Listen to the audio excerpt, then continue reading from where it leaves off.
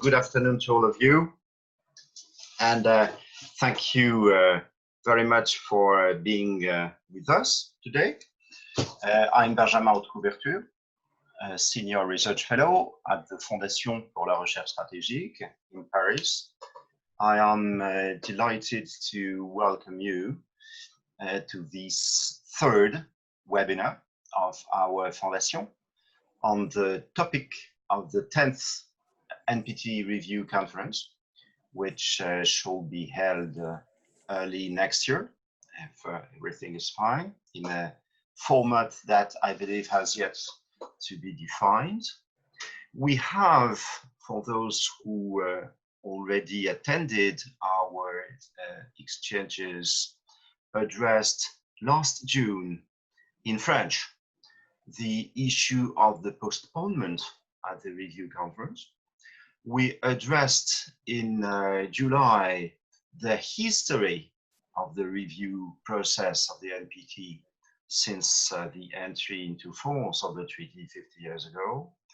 And I wanted to focus for this third edition on the issue of the EU in the review process and in preserving, enforcing, or even strengthening the norm of nuclear non-proliferation and disarmament. And I propose that we focus on the place of the EU, let's say, since the beginning of the century, 2000 RevCon, 2005. As soon as European states move forward with the ambition, the official ambition of the common position in the review conference themselves. And in order to do so, I have the great pleasure of welcoming three Europeans who are particularly concerned with this issue. Olaf Poeschke, who is Deputy Head of Division for Nuclear Disarmament and Non-Proliferation, Ministry of Foreign Affairs, Germany. Marion Messmer, co-director at PISM, UK. And my good friend Lukasz, Kulesa, Deputy Head of Research at PISM in Poland. Both BASIC and PISM, by the way, and FRS also belong to the EU consortium of the Non-Proliferation and Disarmament Network, an EU initiative to stimulate, to foster the European thinking on non-proliferation and disarmament since 2010. And our consortium currently brings together nearly 100 European centers in all the member states and in a few partner countries. Well, here is for our European commercials, so to say. Back to our topic today. And before giving the floor to my colleagues, I would like to give some introducing remarks on the value of the EU as full-fledged actor in this review process in a contemporary strategic environment that is particularly unfavorable to respect for the rule of international law. As far as the NPT norm is concerned, and particularly the non-proliferation norm, the EU has recently recalled some strong common positions, which are part of working papers, other documents, which were submitted during the previous sessions, prepcoms, of this current review process. The first one is the following, and I quote, "Additional protocols constitute the current RAEF verification standards, and the European Union continues to call for their universalization without delay." I think this issue is absolutely crucial in the context of the development of nuclear energy worldwide and particularly in countries that currently have only one small quantities protocol, which sometimes has even not been updated pursuant to the 2005 modified standard text of the IAEA. Second, the EU said that it looks forward to the early ratification of the additional protocol by the Islamic Republic of Iran. End of quote. Whatever the JCPOA implementation, according to the EU, Iran has to ratify the additional protocol as a very valuable confidence building measure with the E3 EU +2. Regarding the proliferating activities of the DPRK, the EU stresses, and I quote again, the urgent need to further strengthen the Non-Proliferation Treaty, which is very interesting because this is absolutely key, in my opinion, just strengthening of the, not only the NPT, the strengthening of the withdrawal clause of the treaty needs to gain momentum again at a very high level in all the like-minded European countries. Another point I quoted, I think it's really significant, is the following. The EU also urges the Syrian government to cooperate promptly and transparently with the agency to resolve all outstanding issues. This issue, as we know, has been put aside for many years because naturally of the chemical weapons uses in Syria, but it is still a very worrisome pending issue for all the neighborhood in the Middle East, which means European countries as well, of course. And the last point I wanted to point out is the fact that the EU calls on the Islamic Republic of Iran not to undertake any activity related to ballistic missiles. This is important because this is according to Council Security Resolution 2231, as we know, which has been enforced or maybe not enforced enough since July 2015. Whatever one thinks about the implementation of the JCPOA so far, the ballistic missile issue in Iran and its effects on strategic stability in the whole region is critical. And as a partner of Iran, the EU is at the forefront of this challenge. The reason why I think that reminding everyone of such an importance of complying with Resolution 2231 in the voice of the EU last year is very important. And I will end with this. European demands are not part of bargaining chip with other provisions of the treaty. They are necessities as such. They are sufficient in themselves. Well, naturally, one can say these are just words in a sense, but they are strong words. At the time when the international rule of law and multilateral norms, including the non-proliferation norm, are under stress. Of course, the pending question is which EU instruments can ensure that such a strong will is enforced.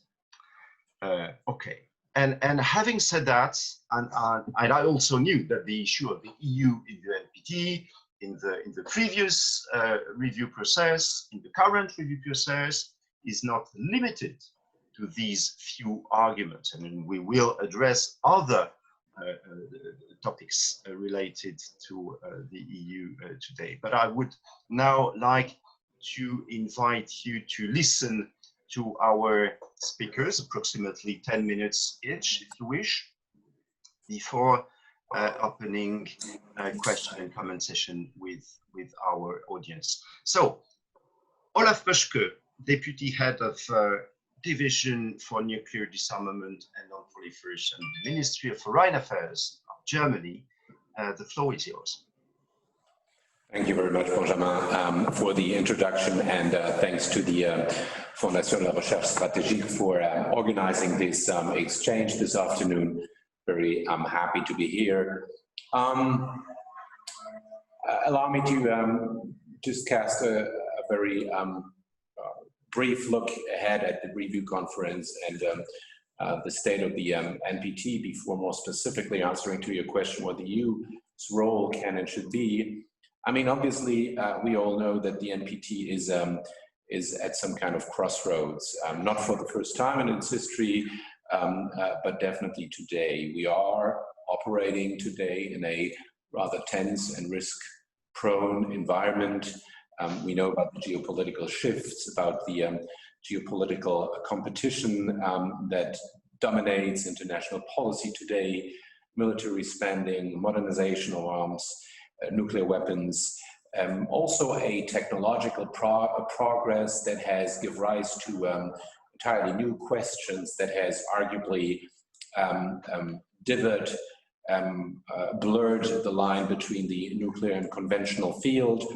Some even say that today, for decades, the risk of an inadvertent use of nuclear weapons is higher than it was even at Cold War times. We have also persistent proliferation crises, and I'm very happy that you mentioned it in the introduction. We have questions about whether or not this could give rise to further proliferation dynamics. And we are confronted, not least, with a disquieting scenario, the erosion or even the breakdown of an arms control architecture, including important the nuclear arms control architecture. We lost the INF, the future of the START is uncertain.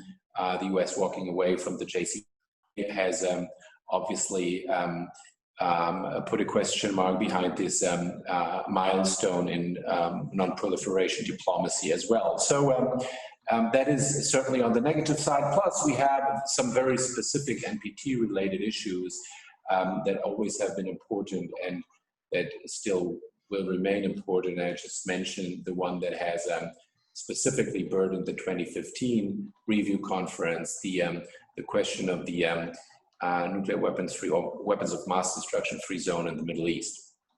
On the other hand, and I think sometimes we underestimate that, if you look back the last 5 years, there are also some positive developments that we shouldn't shy away from mentioning. First of all, within the diplomatic community, I think there is a very broadly shared sense of urgency and awareness that we are in this critical moment when it comes to the NPT is widespread.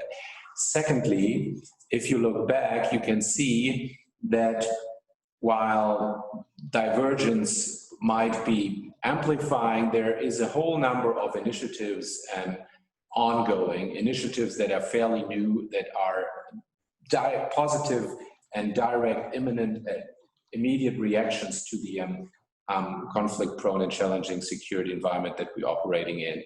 And I can start from the IPNEV that does very concrete work on nuclear disarmament verification, to the US-led initiative, CND, to the Stockholm Initiative, and those are only 3 examples. So diplomacy is, I don't want to say vibrant, but quite active.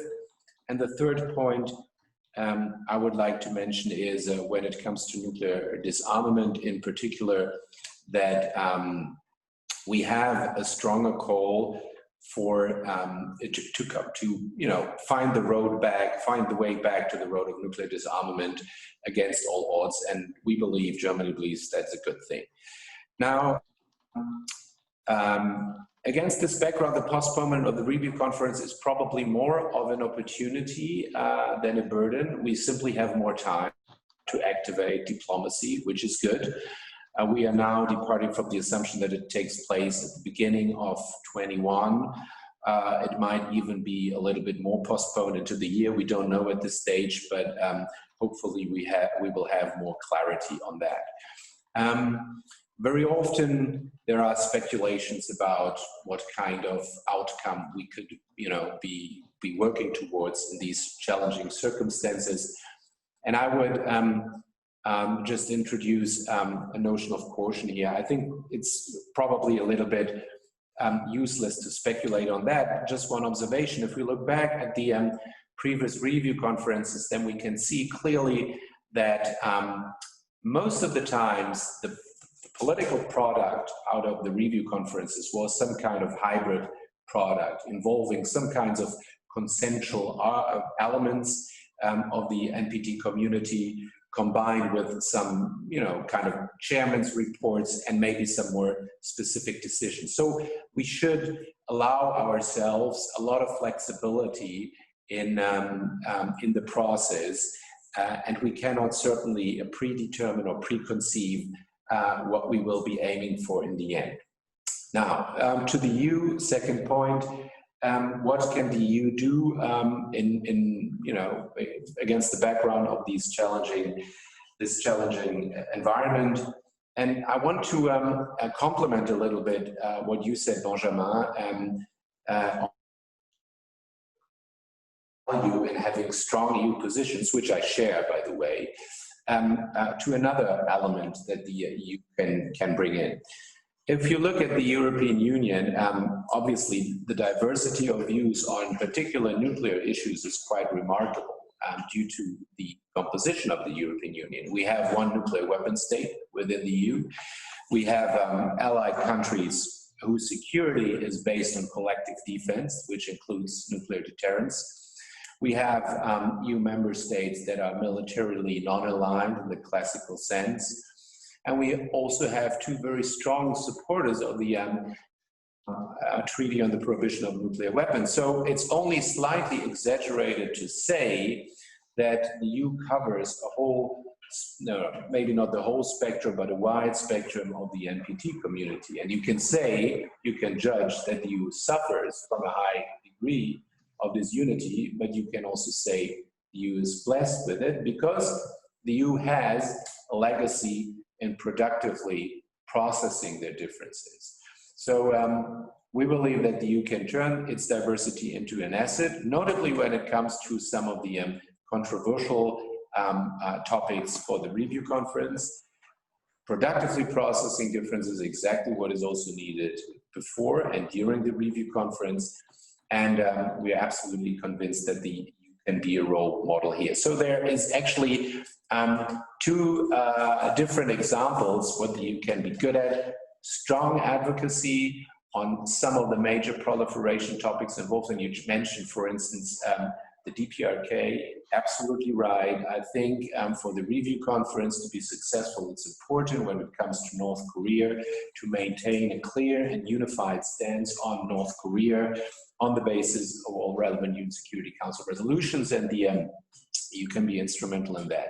The second role is, however, that the EU can also be some kind of bridge builder, helping to narrowing the gaps that are so central for the NPT community. For instance, on the position of nuclear disarmament within the three-pillared NPT.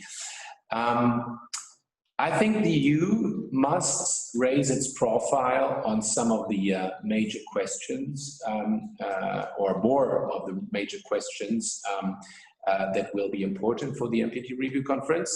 Nuclear and strategic risk reduction foreseeably will be one of such issues that the EU can contribute to.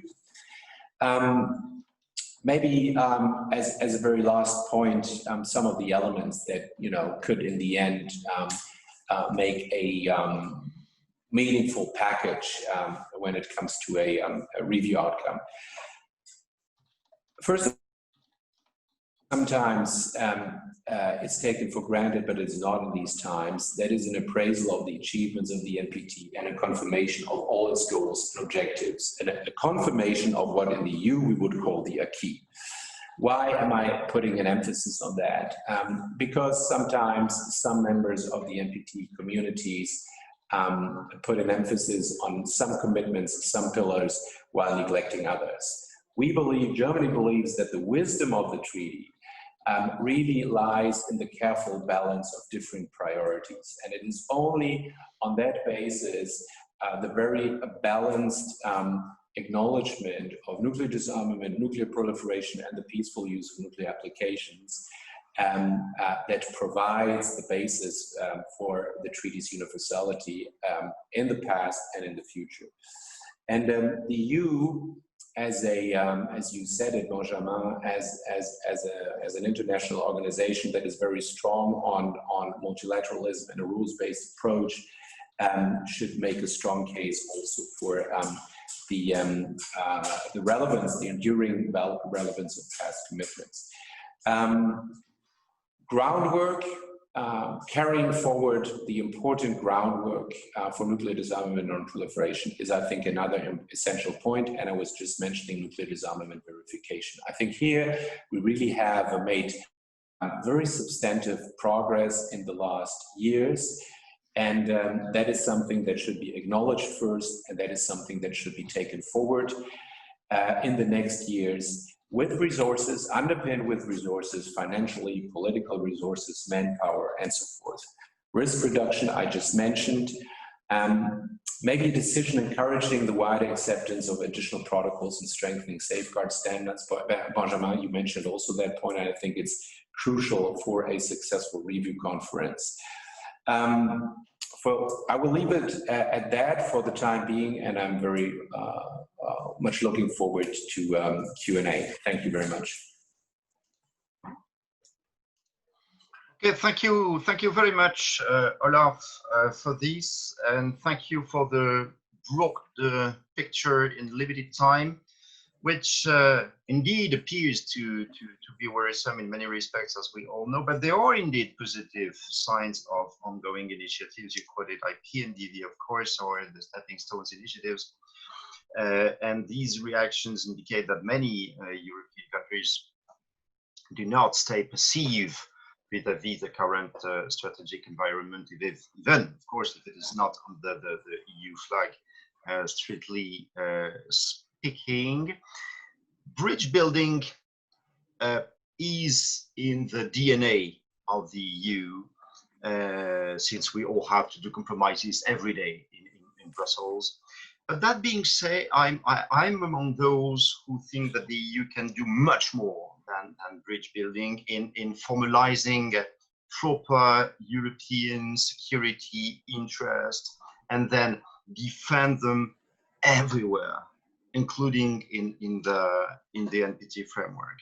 Well, let me take this opportunity to promote a German initiative you belong to, of course, which is the Rethinking Arms Control Conference of November 6th. I'm sure, I know it is an open event. The FRS is associated with, by the way. So this is a good opportunity to promote this conference, which is open to all of our audience and beyond. Marion Messmer, you have the floor. Olaf talked about the nuclear risks, strategic risk reduction. I know, we all know that BASIC has worked a lot in 2019, 2020 on this specific aspect of arms control and nuclear challenge to put forward propositions in the NPT RevCon next year. So Marion, you have the floor. Thank you very much, Benjamin. Thanks very much for the kind invitation. It's really great to be on this panel and to speak alongside such distinguished colleagues. Both Benjamin and Olaf have already said quite a lot about the importance of the role of the EU when it comes to the NPT. So I will skip that aspect of my remarks because I don't think I have anything new to add to that point, and I will go straight to the second part that I was asked to address, which is whether we can expect any changes in the UK position after Brexit, perhaps in the NPT or on nuclear policy in general. So to preempt my remarks, I would like to say that we can't yet say with 100% certainty what impact Brexit will have on the UK position in this area. These remarks that I prepared are based on my observation and analysis. The UK is currently undergoing a comprehensive review with regards to its foreign and security policy that I'm sure many of you are following with interest. And I think the outcomes of this review process are expected to set the tone for the post-Brexit environment. With that said, though, I think, or I hope that actually, if we look at this review process, we can already see a lot of indications of what we can expect from the UK when it comes to the NPT and when it comes to its approach to nuclear policy, non-proliferation, and disarmament. As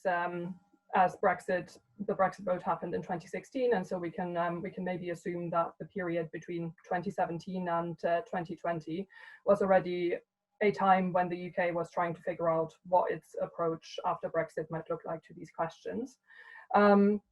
Something else I would like to start out with is that the UK as an actor has always been rather hesitant to get tied to an EU position on nuclear issues. So this isn't necessarily something that's new since Brexit, but I think that's more of an overarching feature of the UK nuclear and security policy. But what we can also say is that the UK is a big champion of the NPT and is a big champion of multilateral approaches and cooperation when it comes to non-proliferation and disarmament. So I think that we can also expect to see more of that. To mention one example, which is something that Olaf already mentioned as something very positive as well, is verification. So of course the UK-Norway verification initiative is a really good example of a long-lived and successful collaboration, and the UK is very proud of this collaboration. So we can expect that there will be more of a focus on verification and perhaps research and investment in this area. The UK also tends to support a strong role of civil society throughout the review cycle, which I would assume is likely to remain the same. That means that there are some new ideas introduced. In this review cycle, we've seen this particularly in the nuclear responsibilities track 1.5 dialogues that the UK sponsored and that my colleagues at BASIC have worked on, which was about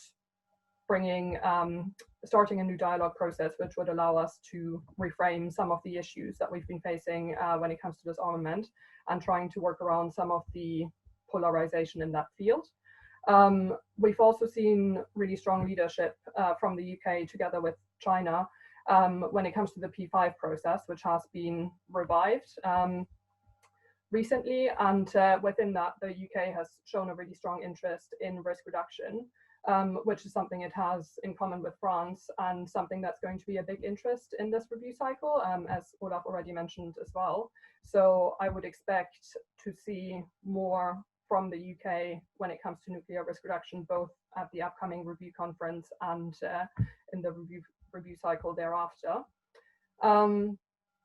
In light of that, there has also been some more discussion about whether it might be possible to have more or closer military cooperation between the UK and France. And there is some suggestion that the UK might use its role in NATO to make up for some of the influence that it might lose by no longer being a member of the European Union. So there we could also see some leadership on nuclear issues, as NATO is also currently looking at risk reduction and its nuclear posture as a priority. So I think overall, while it's hard to know at this point what impact Brexit will have on the UK position, it is likely going to be a drain with regards to finances and capacity when it comes to the government as a whole. But it's important to remember that nuclear policy is something that's very important to the UK, and Britain is a champion of the NPT and has been very active in various collaborations in that context. The UK has also been a champion when it comes to multilateral approaches in international relations more globally. So I would expect, in light of some of the tendencies towards a global Britain approach, that we can see more of the same in that regard.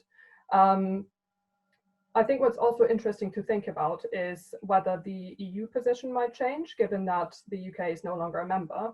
I mean, as Olaf said, that means that the EU now only has one nuclear weapon state in its midst, and that might mean that the position of those EU member states who might favor different disarmament approaches might be strengthened. But I think that remains to be seen. I'd be really interested in hearing what Lukasz has to say about all of this, and I look forward to everyone's questions. Thank you very much.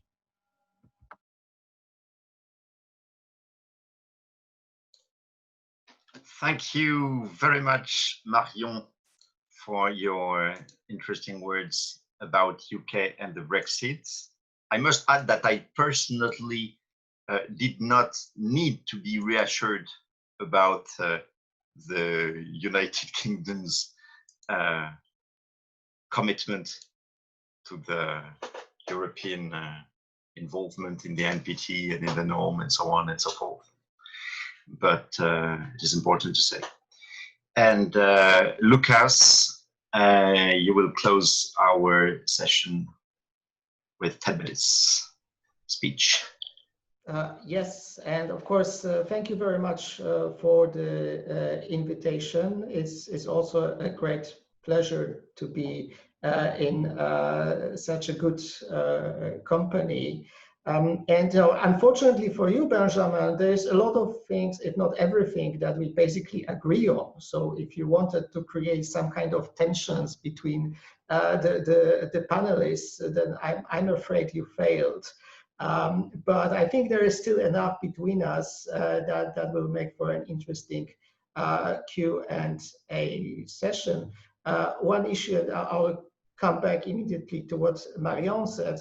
I think even with the UK being outside, you have enough of countries that recently have kind of highlighted the importance of nuclear deterrence, besides France, inside the European Union, that I don't think you will have an immediate disturbance in the force, so to say, inside the European Union.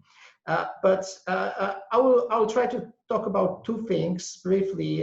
One more general EU and NPT, and then secondly about the review, this review cycle. And EU and NPT, that is a very, very tricky question, because you can look at the performance of the EU from a number of standpoints. Standpoint number one is the institutional and procedural aspect. So all sorts of intra-EU consultations, arriving at the common positions, statements, working papers, what's in the working papers, things like this. Secondly, the actual performance at particular review cycles, including the review conferences. And the third issue, the issue of an actual impact and relevance, if you judge it against the ambitions of the European Union. And the ambitions have been set pretty high with the EU non-proliferation strategy, with the global strategy, and all sorts of the ideas that EU is a microcosm of different views.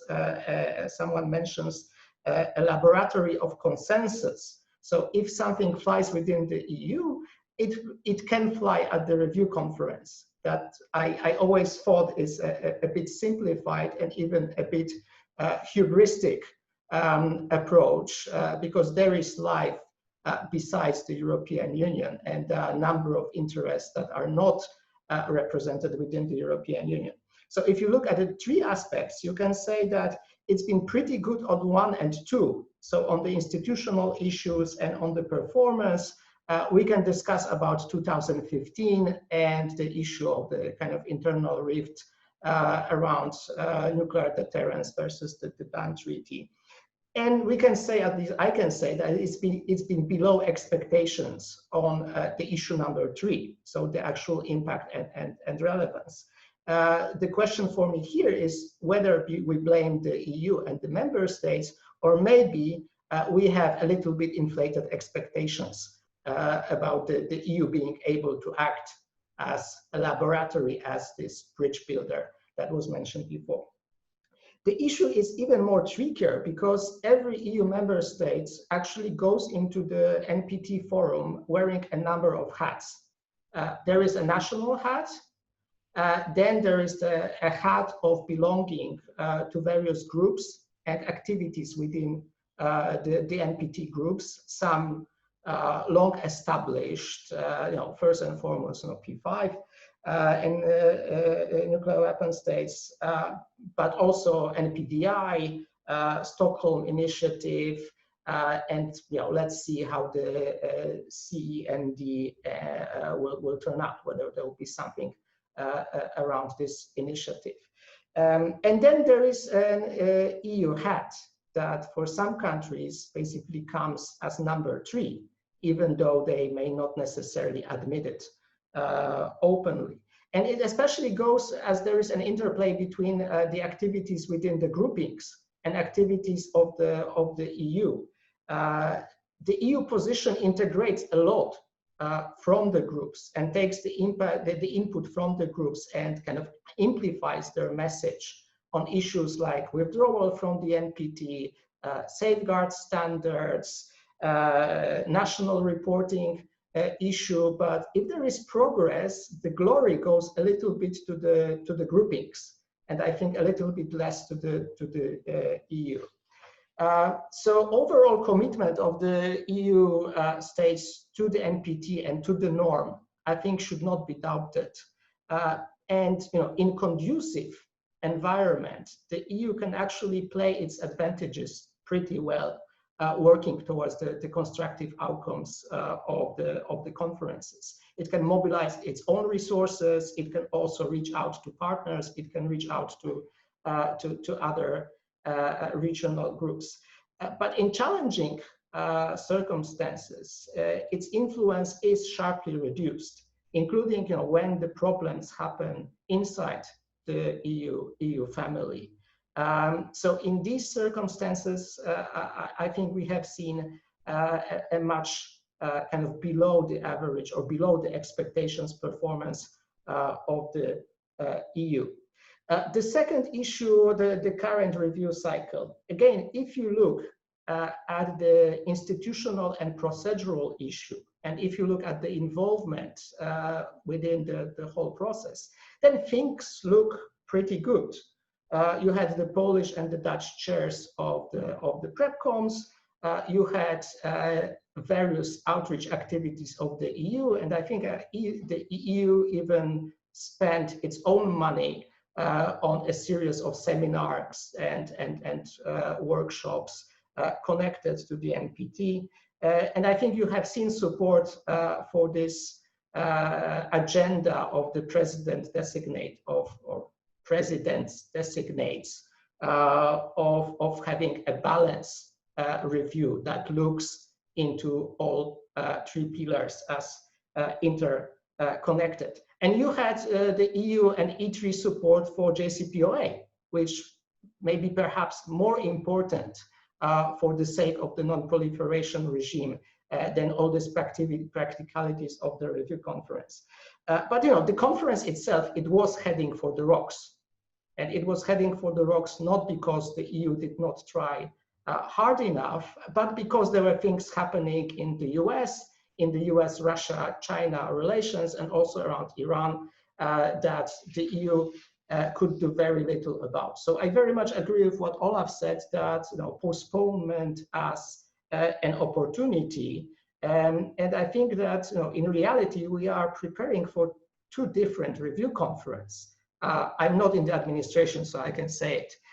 There is one review conference with the Trump administration, with the US team promoting its own interpretation of the NPT, which kind of Olaf alluded to, and a number of other delegations now trying to blame the United States for everything that is bad in the world and portraying the United States as the source of all evil. And in such an environment, basically what the EU can do is damage limitation, just making sure that the thing does not collapse.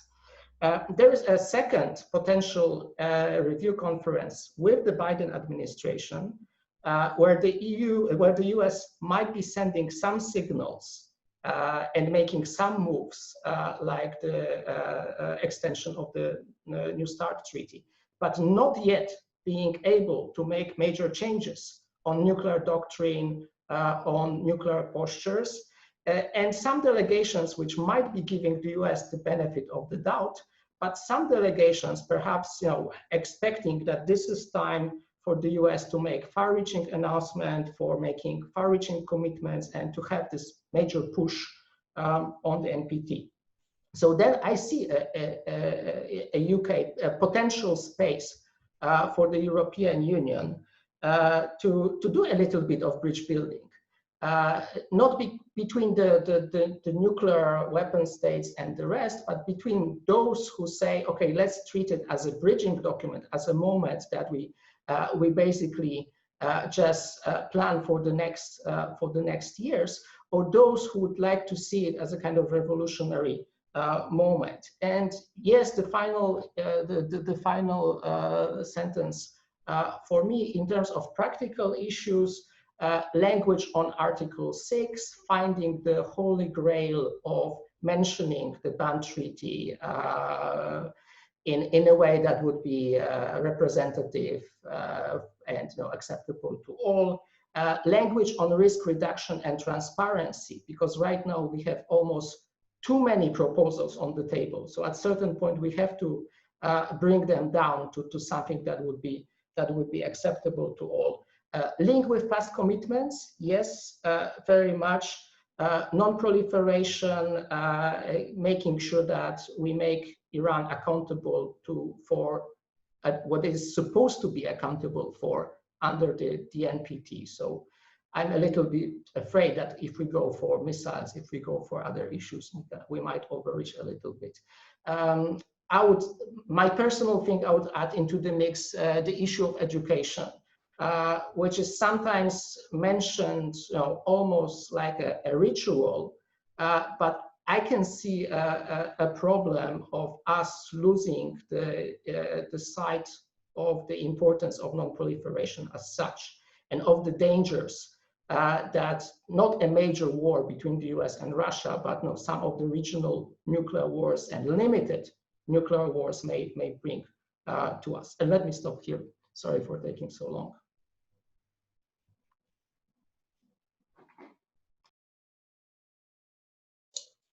No, you have not been so long. Thank you very much, Lukasz. It was great.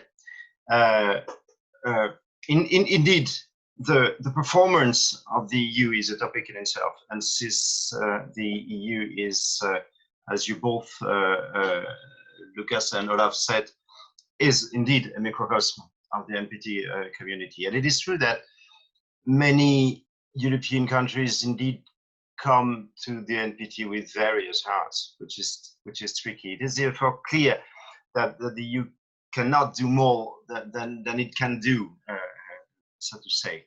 And indeed, the EU know-how, this is something I am very sure of for a long time, is never as good as when cooperation and assistance can flourish on favorable grounds. Because in critical situations, EU states often finds it hardest to act together and or to act effectively. Damage mitigation, of course, this is something indeed which is not bad at all, and something everyone can wait for. And I will end picking up those two words, transparency and risk reduction. You, Lukasz and Marion, both used, because they appear to be among the very critical issue to address in terms of arms control in the short run. And of course, it would indeed be great whether the EU could address such challenges, because these challenges are at the heart of our current collapse of the security architecture in Europe. Transparency and risk reduction. These are, I agree with you, with both of you, the two critical issues in our time for Europe and to be promoted and accompanied in the NPT review process as well. With that, I think we can open our room for some questions and comments if we do have, but it seems to me, if I open the Q&A tag, that we do not, but the floor is open. If anyone among you and among my friends and colleagues I can see in our list, many of them usually ask question or make comment. So please, the floor is yours. Do not hesitate. Jérôme, Jean-Marie, Emmanuel, Amélie, Benjamin, and so on and so forth. You can take the floor. Otherwise, I can also close the debate, but it would be too bad since we are together. We are in the same virtual room.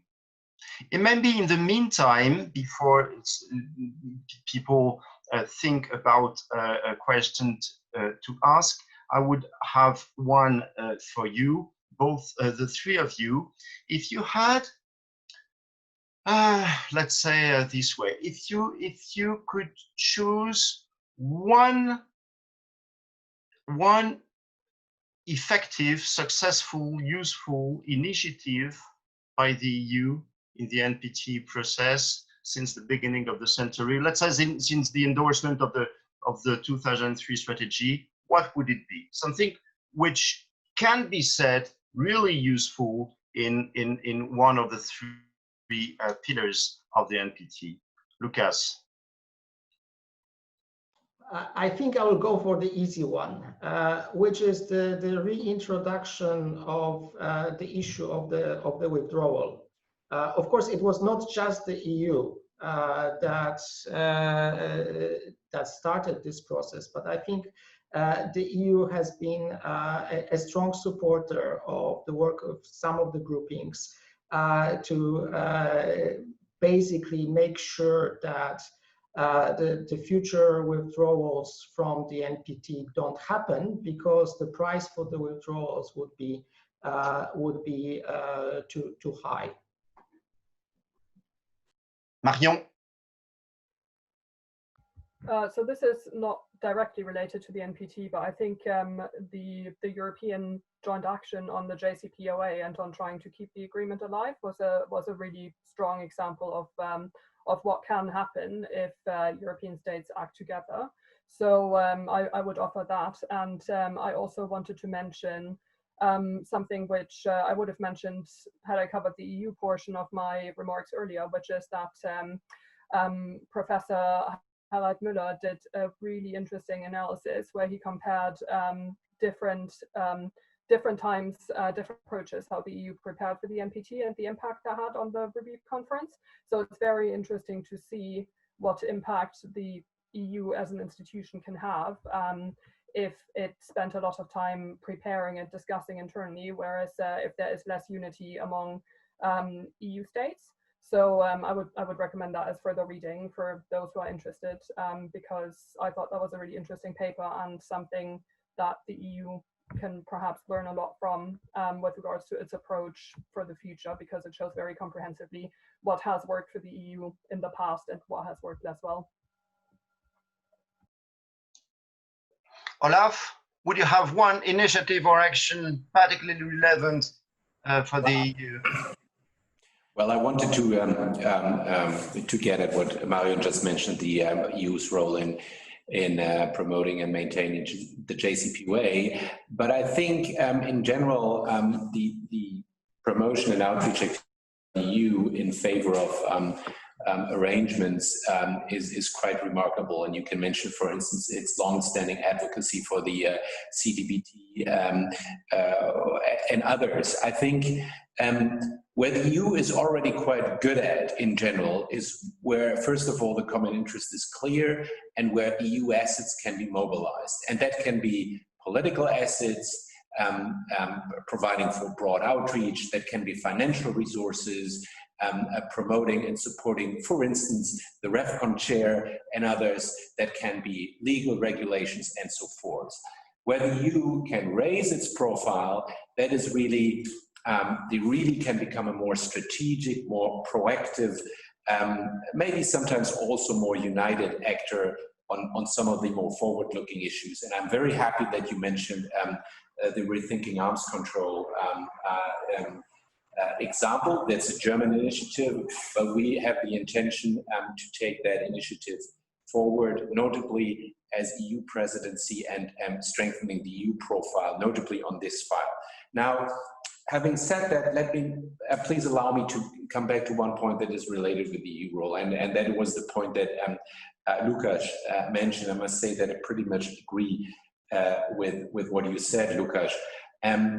At least on some of the probably most relevant issues for the review conference, the logic applies that if something can fly for the EU, there is at least some good chance that it can also fly in a similar manner for the NPT community, just because of the composition of the EU, ranging from very strong advocates of the TPNW to at least one nuclear weapon state, that is France. So in a way, I wouldn't really underestimate the capacity of the EU to act as, I would call it, a gentle civilizer, so to say, in an overall heated environment.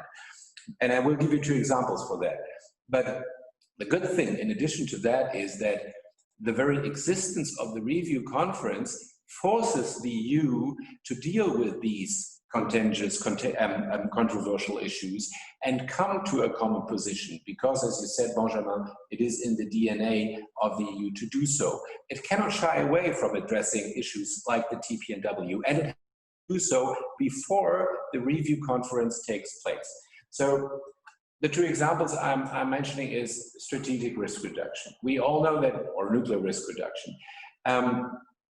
We all know that there seems to be a broad agreement that in the conflict and tension-prone environment, risk reduction is the call of the day. It's something important. We cannot afford living with a growing risk of inadvertent escalation up to the nuclear point. So far, so good.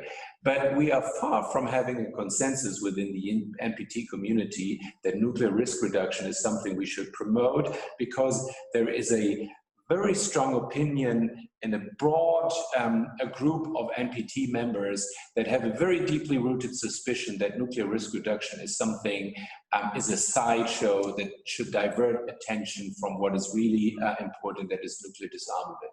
So their interrelationship between nuclear risk reduction and nuclear disarmament is a very tricky to solve issue. And that is one example where I believe, for instance, if the EU finds a good answer to that, then this might also be not necessarily a blueprint, but something to that extent for the review conference and the wider NPT community. And the other issue is obviously the TPNW. We are at 45 ratifications now. There is a chance that, or a risk, however you look at it, that the TPNW will enter into force before the review conference. So it is a necessity to deal with that situation, and I think the EU will have to deal with it, because in the run-up to the review conference, and should the EU succeed in that test and find some way, some constructive way to refer to that reality, then I think it can be a good example and a positive example for the review conference. So initially, Benjamin, you said you don't, I mean, you kind of said the EU should not only play that role as a bridge builder. I believe in the current circumstances, effective bridge building, which is, by the way, not a rewarding job, is one of the most challenging and most important things to do. Thank you. Okay, good. Not taken. Well, it worked. We have 9 questions and comments, a list of very interesting questions, particularly related to the TPNW and to the risk reduction, which comes with no surprise. I will relay first these 2 questions, first by my colleague Amélie Delaroche from our permanent representation in Geneva, who has a question on Malta, of course. Well, Malta signed and ratified the TPNW very quickly. Amélie adds it is a very bad sign for the EU unity on nuclear disarmament, and she would like to explain this and to have the view of the panelists on this point. And a second very precise, specific point, as always, by my colleague Emmanuel Maître from the Fondation, who asks, how likely is it that the EU could develop a common approach on risk reduction, which is a very interesting question and strong question. There are other questions, and a good one from our colleague and good friend Jérôme Legrand from the European Parliament. Jérôme asked, is the Stockholm Initiative a good candidate for the EU to foster more cohesion between its member states and move forward in a coherent and constructive way? And I will end this first wave of questions with a question by our colleague Jean-Marie Collin from IDN. He remarks that one of our panelists said that the outcome will be not the same as the past, and he adds that we will have probably different outcome with different states who will sign or not. If it happens, does it mean that the NPT will be in the future more and more divided? And what about, in this case, about the EU position with so many positions in Europe, pro, ban, or against the ban, disarmament, and so on and so forth? So this is another question and comment from ICANN France, of course, Jean-Marie Collin. Well, you can pick among these questions and answer as you wish. Marion, do you want to start? Would it be okay with you? Yeah, that's okay. I will start with Emmanuel's question on how likely it is that the EU could develop a common approach on risk reduction. So I would say to that I don't think it's necessarily a necessity for the EU to have a common approach on risk reduction. There are a number of EU member states who are working on really interesting proposals when it comes to risk reduction.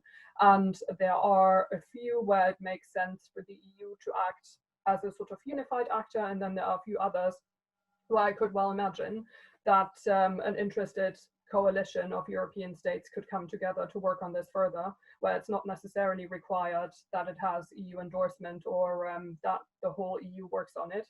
And then, of course, there are other European states that are outside of the European Union who might also want to come in on some of these collaborations. So what I would suggest is that perhaps the EU wants to pick 1 or 2 ideas or initiatives that have been put forward when it comes to risk reduction, perhaps some of the ones where it makes more sense to have a more coordinated approach, such as, for example, when it comes to the establishment of further risk reduction centers, or when it comes to trying to coordinate some of the issues between cyber risks and nuclear risks, where there is a strong EU interest. And then I would find it a great sign of progress and a great sign of getting somewhere when it comes to reducing risks, and also when it comes to preparing for the review conference, if there were groupings of European states that basically decided to act together because they have common interests in that area. And then quickly, I'll attempt a sort of combined answer to Amélie and to Jean-Marie on the question of the TPNW and the impact that might have on the EU and the NPT. So I think, I mean, yes, that Malta signed shows that there might be disunity on disarmament within the EU, but I think we probably already knew that before that. And I think it comes in here what Olaf and Lukasz made really clear earlier, that it's actually quite a heartening sign that the EU can compromise and can find common positions despite member states not agreeing, because it's quite unrealistic, I think, given that the EU is a large body at this point with many different member states, that there will be just one opinion or one unified opinion on something as controversial and divisive as disarmament, especially given that different member states have very different positions when it comes to their security. And what we've actually seen in this review cycle, I think, is that states that endorsed the TPNW and that have signed early on were quite interested in finding common ground with other states and in engaging in some of these initiatives that have been mentioned. And I think that can be interpreted as a sign of goodwill for wanting to make sure that the review conference goes ahead as planned, and in wanting to make sure that the NPT is successful. So I would be cautiously optimistic that the TPNW may not have as much of a disruptive impact as some might fear. Though it remains to be seen, of course. And I'll give the floor to others at this point. Lukasz, do you want to follow on? Yes, that's on risk reduction, 100% with Marion.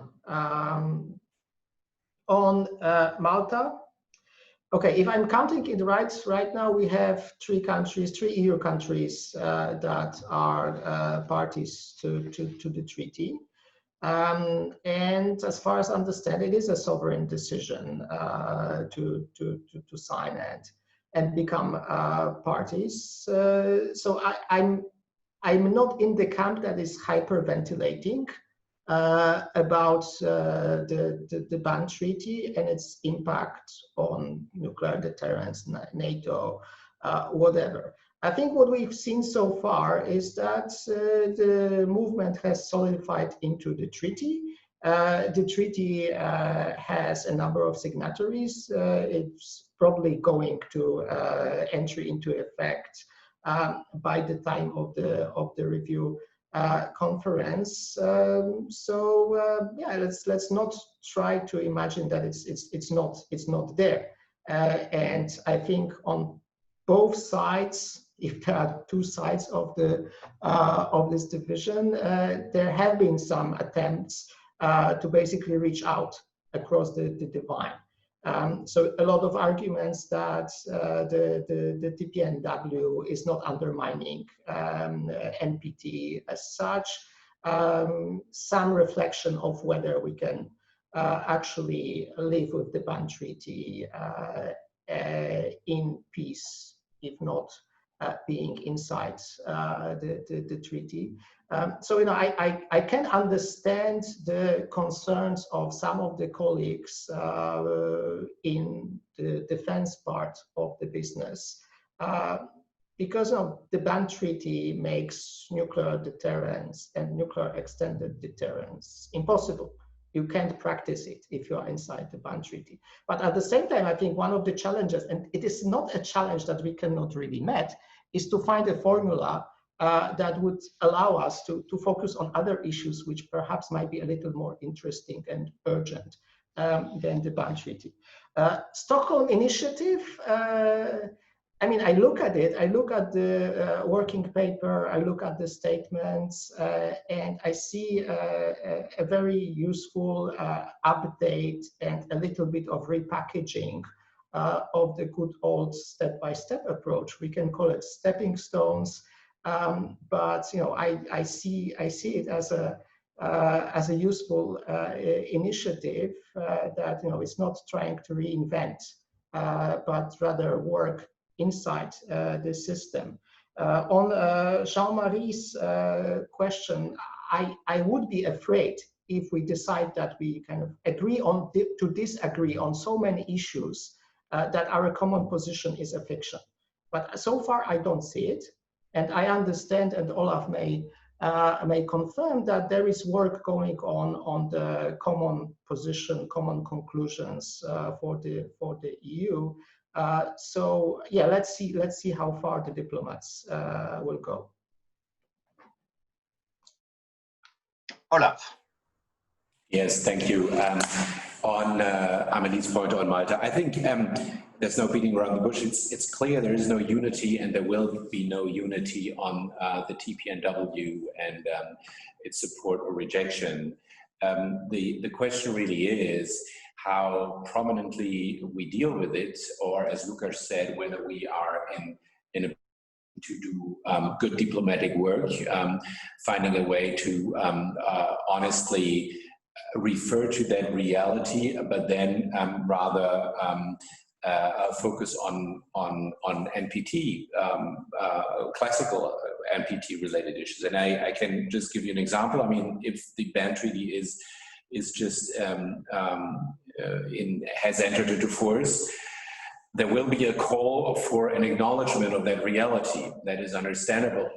But there will also be, I believe, a call for the acknowledgement that the ban treaty will not bind anybody who is not party of the ban treaty, and an acknowledgement of a kind of, or a gentleman's agreement to disagree. So will we be able to combine these elements? I mean, that is usually what diplomats try to do, and we will see whether we will be effective in that, but certainly it's possible. And as Lukasz said, I think the ban treaty cannot be ignored within the NPT framework, but the NPT is not about the ban treaty. The NPT is about the commitments made within the review cycle, and it is about the action plan of 2010, and it is about prior commitments made. And this is actually the very rationale of the Stockholm Initiative.